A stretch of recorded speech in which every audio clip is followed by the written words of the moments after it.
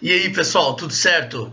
Videozinho de condução coercitiva. Os principais pontos da DPF 444 que tratou desse tema.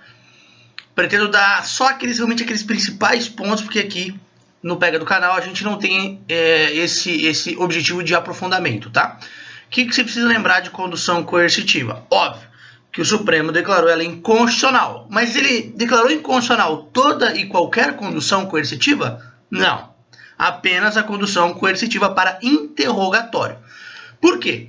Porque o Supremo já vinha decidindo em reiteradas decisões que o interrogatório é uma medida de defesa. Então não faz sentido que você possa obrigar a pessoa a praticar um ato que é dela, que é ela que tem interesse.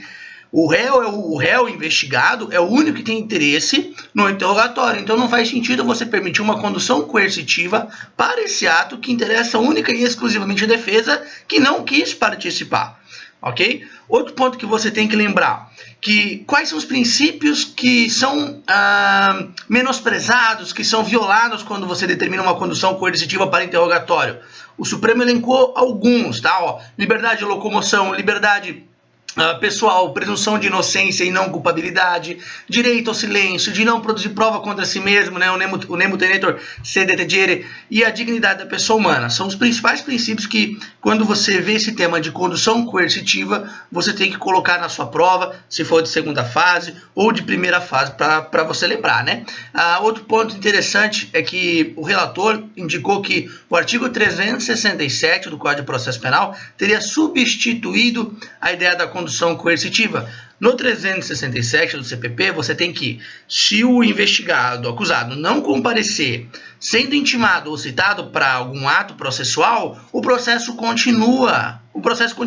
Ou seja, mesmo que citado ou intimado para comparecer em qualquer ato processual, qualquer que seja, inclusive interrogatório, ele não comparece, o processo continua, o processo não fica suspenso, ok? Então você não precisa dele. Mais um motivo para você não permitir a condução coercitiva para interrogatório, prevista lá no artigo 260 do Código de Processo Penal. Mas tem uma questão interessante, né? Como eu falei no começo, a condução coercitiva para outros atos pode continuar sem problema nenhum.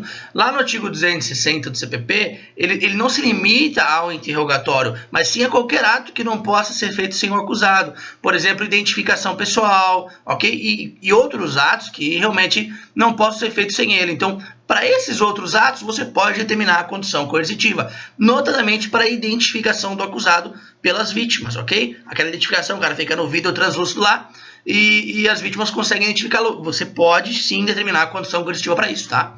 Então, é importante que você tenha essa noção. Outro ponto, outra fase que eu achei interessante nessa DPF é quando o relator diz que não tem, que no processo penal não existe o poder geral de cautela do juiz.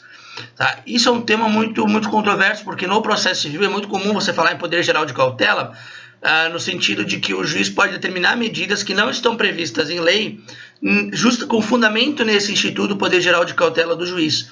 Tá? O relator, nessa DPF 444, decidiu que ele dispôs que o juiz no processo penal não tem esse poder geral de cautela, porque no processo penal ele estaria vinculado ao princípio da legalidade estrita. Tá? Então, esse é um termo interessante você colocar numa eventual prova de segunda fase que cobre aí condução coercitiva. Outro ponto interessante que o STF decidiu que essa decisão que proibiu a condução coercitiva, ela tem efeito ex nunc, ou seja, prospectivo, para frente. Ela não atinge as conduções coercitivas para o interrogatório já realizadas, portanto ela não anula essas conduções, tá? Já realizadas, assim eles eles convalidaram as provas obtidas, ok? Se você determinar, enquanto juiz do processo penal, a condução coercitiva depois da DPF 444, esse interrogatório será nulo, bem como as provas dele derivadas, da ideia da teoria dos frutos da árvore envenenada, ok? Então, eu vejo esse como os principais pontos que você tem que lembrar para uma eventual prova aí de primeira fase ou segunda fase de condução coercitiva. É pouca coisa, até falei meio rápido, né? Mas é porque aqui ninguém tem muito tempo a perder. Quando você bota ali naquela engrenagemzinha para ir mais devagar, vai e volta o vídeo. Essa é a facilidade aqui do YouTube, tá? Condução coercitiva, então, os principais pontos estão nesse vídeo. Você não precisa se preocupar. Caiu na sua prova, você vai gabaritar, não tem erro, tá? E você não precisa ler a DPF todinha, né? Então esse foi um bom resumo, os principais tópicos, que ainda vale a condição coercitiva para outros pontos, que não seja o interrogatório é um meio de defesa, né? Os princípios que circundam, a condução coercitiva, a ausência de poder geral de cautela do juiz no processo penal, que as condições coercitivas anteriores são válidas, tá? E de que você pode, então, né, realmente manter a condição coercitiva para outros atos que não possam ser realizados sem o investigado acusado, tá? É isso que você precisa saber de condução coercitiva, tá, gente? Eu vou começar a tratar agora aqui nos próximos vídeos, esse inclusive, né, dos principais pontos que foram decididos nesse ano, no ano de 2017, que você precisa saber porque eles despencam em prova, tá? Então, um abraço, tá? Um abraço, até o próximo vídeo, pessoal.